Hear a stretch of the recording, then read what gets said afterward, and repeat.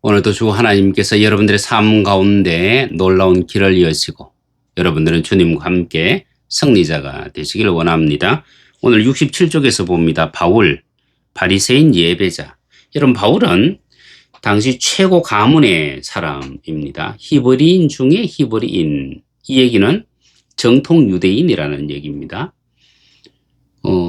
외국에서 입양된 사람도 아니고 커서 귀화한 사람도 아닌 말 그대로 정통 유대인, 거기다가 초대 왕가였던 베냐민 지파의 후손, 그리고 율법으로는 철저하게 말씀대로 살아가는 바리새인이고요.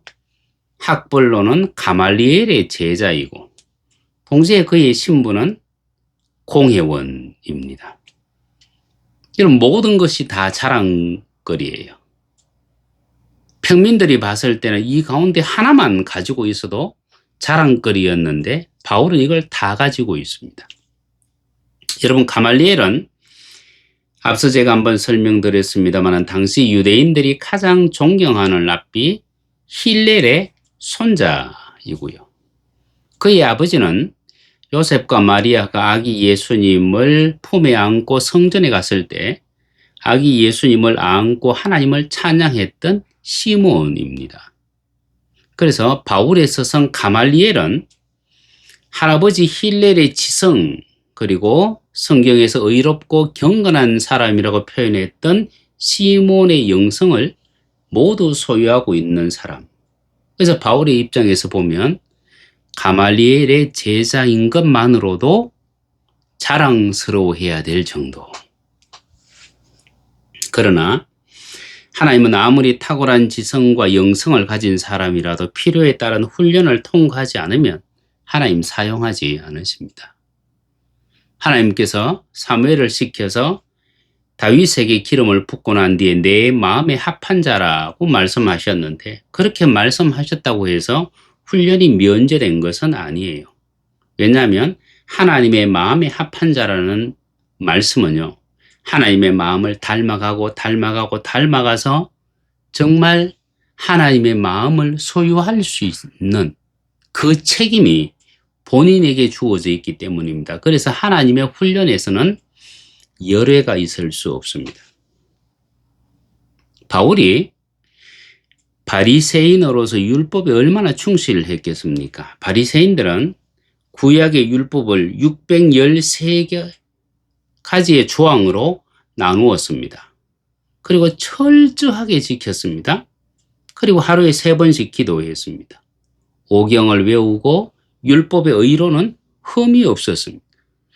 율법의 의로 흠이 없었는데 그럼에도 그가 하나님과 친밀한 관계는 아니었다는 얘기죠.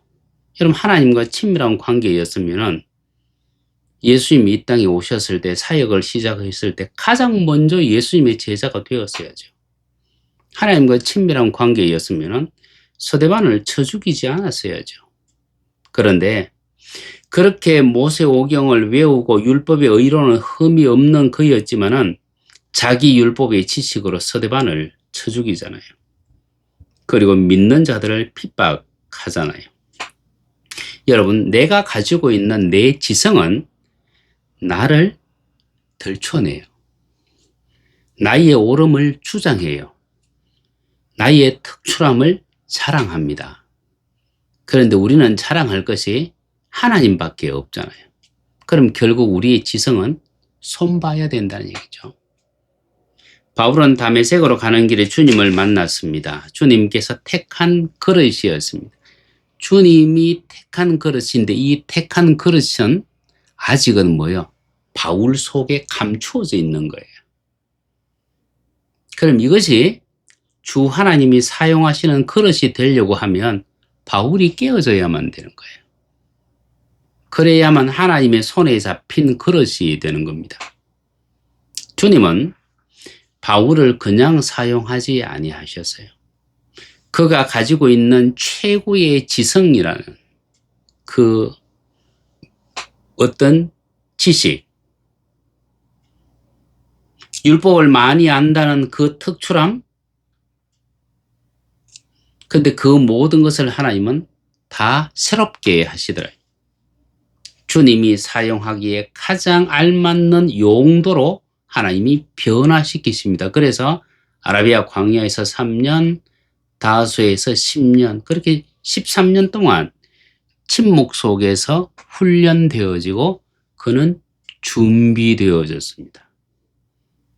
여러분, 날고 뛰는 사람이었잖아요. 그런데 13년 동안 침묵 속에서 하나님을 기다리면서 그가 얼마나 많이 깨어졌을까. 아무리 알차게 연결한 알곡이라도 타작마당에 도리깨를 피할 수는 없습니다. 여러분, 도리깨를 피하여 도망간 알곡은 아궁이에 던져집니다. 그리고 도리깨를 맞은 알곡을 기다리는 것은 방아와 맷돌입니다.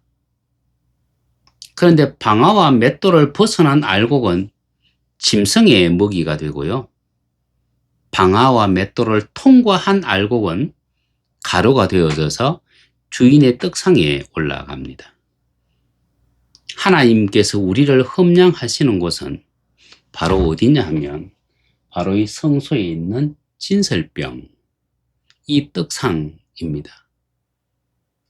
우리는 어디까지 가야 되느냐 하면 번제단에서 번제물만 드리고 돌아가서는 안 돼요. 우리가 범한 죄에 대해서, 아는 죄에 대해서 회개하고 돌아가서는 안 돼요.